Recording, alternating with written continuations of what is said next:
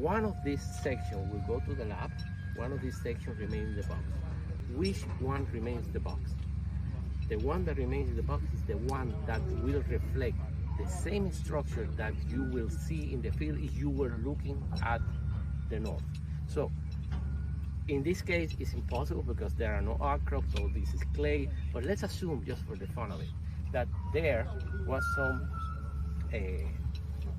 layering, okay, some fall, some orientation in that direction. So when I open the core, I will see some orientation here and the mirror image here. This one is the one I keep, because when I'm at the core box and I'm looking at it, it's like I was looking at the core, looking north, east, west. Nobody will teach you these things, okay? This is not taught at the university, but this is very, very important.